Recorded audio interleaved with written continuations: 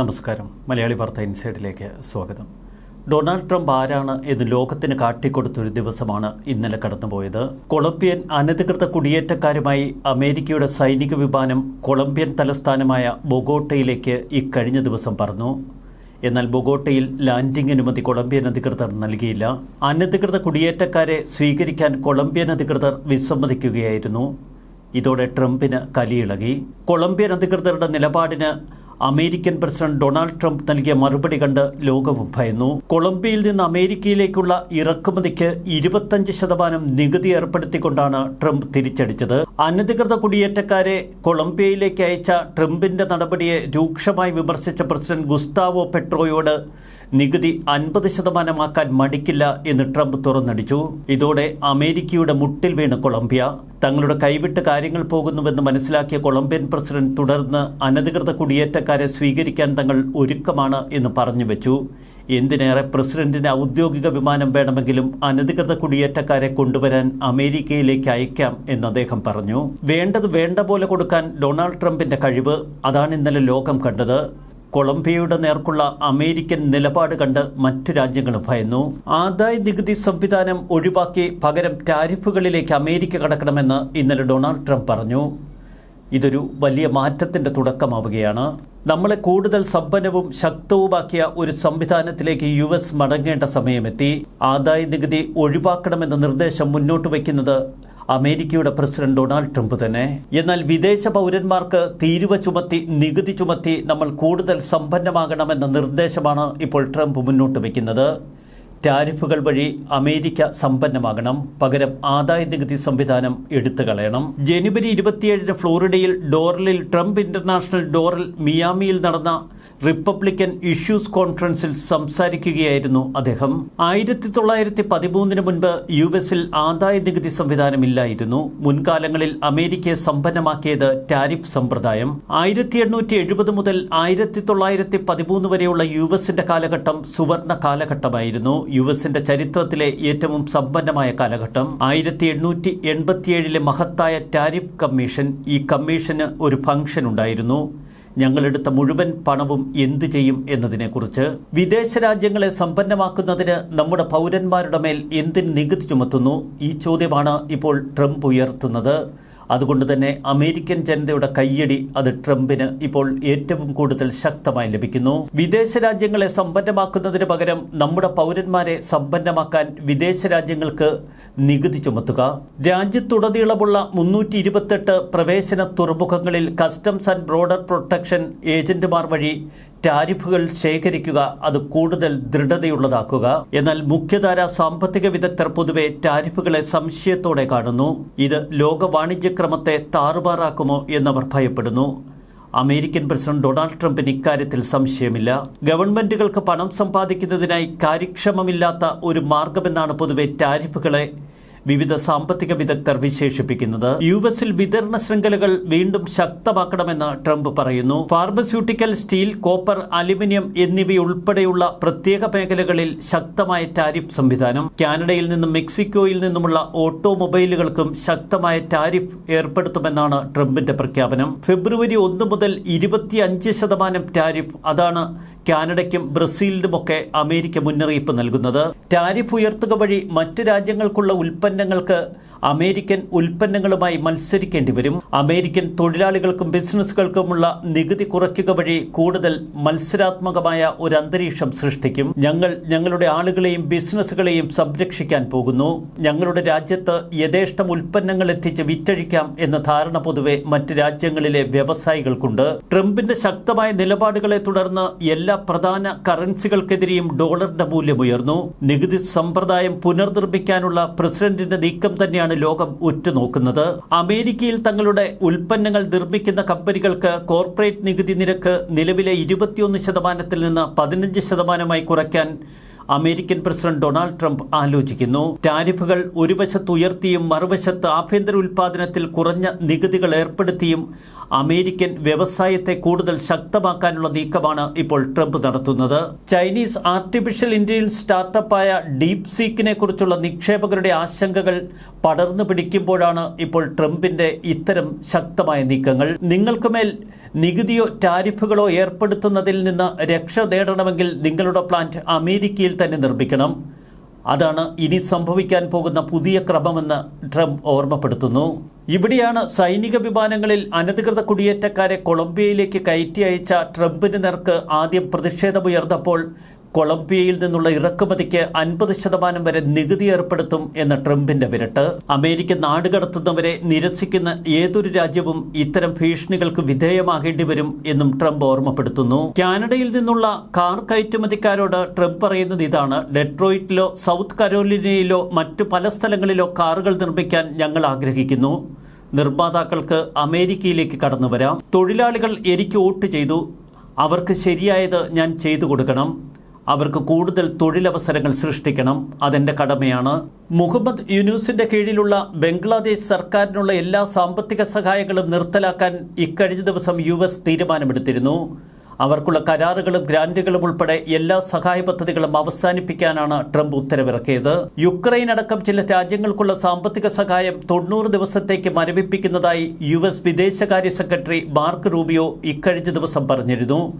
മറ്റ് രാജ്യങ്ങളിൽ നടപ്പാക്കി വരുന്ന സന്നദ്ധ സഹായ പദ്ധതികളും വികസന പദ്ധതികളും നിർത്തിവെക്കാനും അമേരിക്ക തീരുമാനമെടുത്തു. USന്റെ പുതിയ വിദേശ നയങ്ങളുമായി പൊരുത്തപ്പെടുന്ന രാജ്യങ്ങൾക്ക് മാത്രം സാമ്പത്തിക സഹായം തുടരാനുള്ള പദ്ധതിയുടെ ഭാഗമായാണ് ഇത്തരം കടുത്ത തീരുമാനങ്ങൾ. ഗസ നിവാസികൾ സുരക്ഷയില്ലാത്ത ഗസയിൽ താമസിക്കുന്നതിന് പകരം ഈജിപ്തിലോ ജോർദാനിലോ അഭയം തേടുന്നതാണ് നല്ലത് എന്ന ട്രംപിന്റെ പ്രസ്താവന. പ്രശ്നങ്ങളും വിപ്ലവവും അക്രമവും ഇല്ലാതെ ജീവിക്കാൻ കഴിയുന്ന ഒരു പ്രദേശത്ത് അവരെ താമസിപ്പിക്കാൻ ഞാൻ ആഗ്രഹിക്കുന്നുവെന്നാണ് ഇക്കഴിഞ്ഞ ദിവസം ട്രംപ് പറഞ്ഞത്. നിങ്ങൾ ഗസ മുനമ്പിലേക്ക് നോക്കൂ. വർഷങ്ങളായത് നരകമായിരിക്കുന്നു. ആയിരക്കണക്കിന് വർഷം മുമ്പ് തുടങ്ങിയ വിവിധ നാഗരികതകൾ അവിടെ ഉണ്ടായിരുന്നു. അതുമായി ബന്ധപ്പെട്ട് എല്ലായ്പ്പോഴും അക്രമം. ഒരുപക്ഷെ കൂടുതൽ സുരക്ഷിതവും കൂടുതൽ മികച്ചതും കൂടുതൽ സുഖകരവുമായ പ്രദേശങ്ങളിൽ അവിടെയുള്ളവർക്ക് ജീവിക്കാൻ കഴിയും എന്ന് ട്രംപ് പറയുന്നു. ഈജിപ്തും ജോർദാനും കൂടുതൽ പലസ്തീൻ അഭയാർത്ഥികളെ സ്വീകരിക്കണമെന്നാണ് ട്രംപ് ആവശ്യപ്പെട്ടത്. ഗസ മുനമ്പിലെ ആളുകളെ സുരക്ഷിതമായ സ്ഥലത്ത് പുനരധിവസിപ്പിക്കുക എന്ന ലക്ഷ്യം മുൻനിർത്തിയാണ് തന്റെ നിർദ്ദേശം. ഈജിപ്ത് കൂടുതൽ ജനങ്ങളെ സ്വീകരിക്കുന്നത് കാണാനാണ് തനിക്ക് താല്പര്യം. 15 ലക്ഷം ആളുകളെക്കുറിച്ചാണ് താൻ സംസാരിക്കുന്നത്. അവരെ മുഴുവൻ പുനരധിവസിപ്പിക്കാൻ കഴിയുമെന്നാണ് തന്റെ പ്രതീക്ഷ. വർഷങ്ങളായി വിവിധ തരത്തിലുള്ള സംഘർഷം നിലനിൽക്കുന്ന പ്രദേശമാണ് ഗസ മുനമ്പ്. ഒരുപക്ഷെ ലോക നേതാക്കളിൽ ഒരാൾ ഇതാദ്യമായാകും ഇത്ര ശക്തമായ ഒരു പ്രസ്താവന നടത്തുന്നത്. ഇതുമായി ബന്ധപ്പെട്ട് ജോർദാൻ രാജാവ് അബ്ദുള്ള രണ്ടാമനുമായി താൻ സംസാരിച്ചു എന്നും ട്രംപ് വെളിപ്പെടുത്തി. ട്രംപിന്റെ പ്രസ്താവന ചില സംശയങ്ങൾക്ക് ഇടവരുത്തിയിരിക്കുന്നു മിക്ക ലോകരാജ്യങ്ങൾക്കും. നേരത്തെ ലോകത്ത് ചർച്ച ചെയ്തിരുന്ന ദ്വിരാഷ്ട്ര പരിഹാരത്തിൽ നിന്ന് പിന്നോട്ടു പോയിരിക്കുകയാണ് ട്രംപ്. എന്നാൽ പലസ്തീൻ അഭയാർത്ഥികളെ ഏറ്റെടുക്കണമെന്ന ട്രംപിന്റെ ആവശ്യം ജോർദാനും ഈജിപ്തുമൊക്കെ നിരാകരിച്ചു. ഇക്കാര്യത്തിൽ ജർമ്മനിയും വിരുദ്ധാഭിപ്രായവുമായി രംഗത്തെത്തി. പലസ്തീൻ പ്രശ്നം രാഷ്ട്രീയമായാണ് പരിഹരിക്കേണ്ടത്. പലസ്തീനികളുടെ ചെറുത്തുനിൽപ്പിനും സ്വന്തം ഭൂമിയിലേക്കുള്ള അവകാശത്തിനുമൊപ്പമാണ് എപ്പോഴും തങ്ങളുടെ നിലപാടെന്ന് ഈജിപ്ത് വ്യക്തമാക്കി. ഒരു വശത്ത് അനധികൃത കുടിയേറ്റക്കാരെ കൂട്ടത്തോടെ തിരിച്ചയക്കുന്ന ട്രംപ് മറുവശത്ത് ഗസ അടക്കമുള്ള വിഷയങ്ങളിൽ തന്റെ നിലപാട് പ്രഖ്യാപിക്കുന്നു. എന്നാൽ റഷ്യയും യുക്രൈനും തമ്മിലുള്ള യുദ്ധത്തിൽ ഇതുവരെ അമേരിക്ക പുലർത്തിയ നയപരിപാടികളിൽ നിന്നുള്ള വ്യതിയാനമാണ് ട്രംപിന്റെ വാക്കുകളിൽ. മറുവശത്ത് അമേരിക്കയിലും ഒരു കൊടുങ്കാറ്റ് പോലെ ആഞ്ഞുവീശുകയാണ് ഇപ്പോൾ ട്രംപ് സർക്കാർ. തനിക്കെതിരെ പ്രവർത്തിച്ചവർക്കെതിരെ അധികാരത്തിലെത്തിയതിന് പിന്നാലെ പ്രതികാര നടപടികളുമായി ട്രംപ് സർക്കാർ മുന്നോട്ട് നീങ്ങുന്നു. തനിക്കെതിരായ കേസുകളിൽ പങ്കാളികളായ ജസ്റ്റിസ് ഡിപ്പാർട്ട്മെന്റ് ജീവനക്കാരെ ഇക്കഴിഞ്ഞ ദിവസം കൂട്ട പിരിച്ചുവിടൽ നടത്തി ട്രംപ്. പ്രോസിക്യൂട്ടർമാർ ഉൾപ്പെടെയുള്ളവരെ പിരിച്ചുവിട്ടു. രാജിവെച്ച സ്പെഷ്യൽ കൗൺസിൽ ജാക്ക് സ്മിത്തിന്റെ ടീമിൽ ഉണ്ടായിരുന്നവരെയാണ് ട്രംപ് പിരിച്ചുവിട്ടിരിക്കുന്നത്. 12 ഫെഡറൽ ഇൻസ്പെക്ടർ ജനറൽമാരുടെ സമിതികളെ ട്രംപ് ഒറ്റയടിക്ക് പിരിച്ചുവിട്ടിരുന്നു. ഭരണനിർവഹണത്തിലെ ശുദ്ധികലശത്തിന്റെ ഭാഗമായാണ് ഈ പിരിച്ചുവിടൽ എന്ന് ട്രംപ് വിശദീകരിച്ചു. താൻ തീരുമാനങ്ങൾ നടപ്പിലാക്കി തുടങ്ങിയിട്ടേയുള്ളൂ.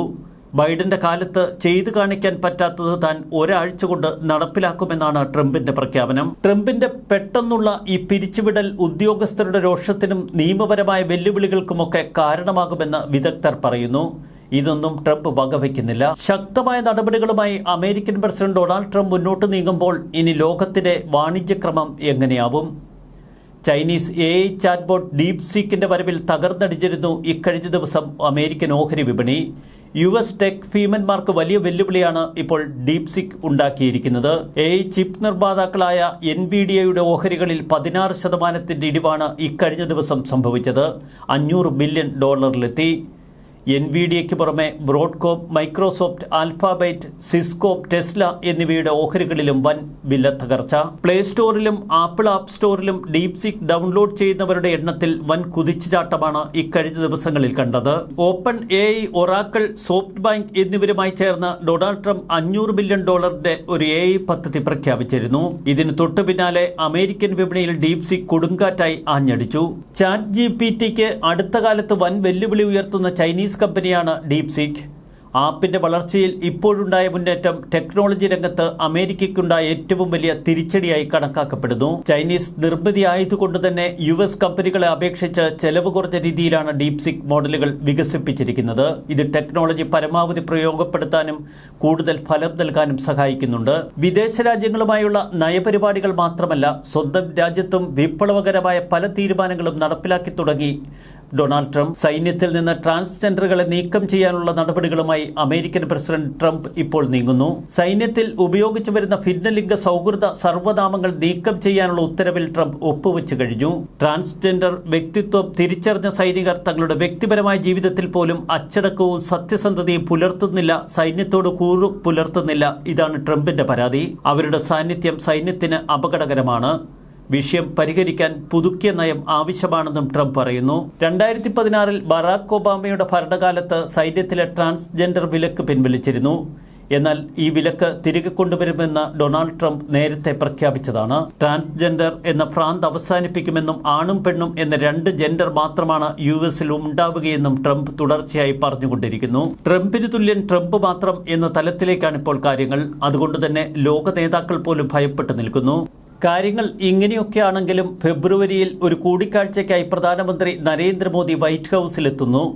US പ്രസിഡന്റ് ഡൊണാൾഡ് ട്രംപുമായുള്ള കൂടിക്കാഴ്ച ഏറെ നിർണായകമാണ് ഇന്ത്യക്ക്.